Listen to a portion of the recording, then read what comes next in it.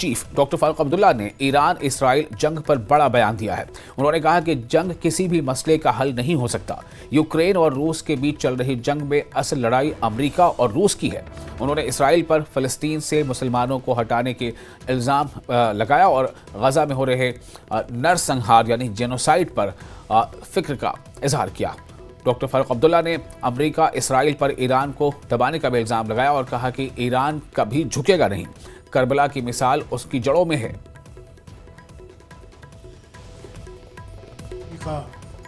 इसमें साजिश है अमेरिका की भी, जो इनसे मिला हुआ है।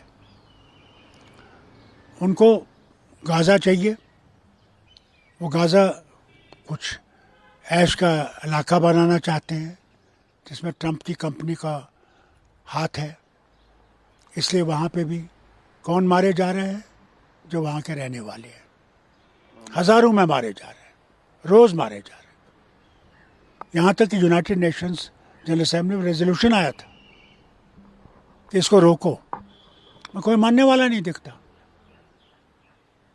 अब ईरान का हाल है, ईरान पे हमला किया जा रहा है।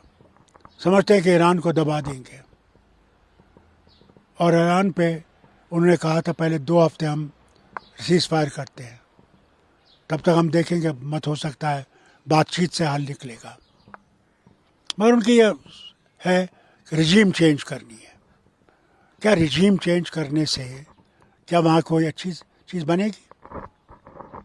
क्या वहाँ पे कोई और चीज़ आएगी जो ठीक होगी, इससे बेहतर होगी?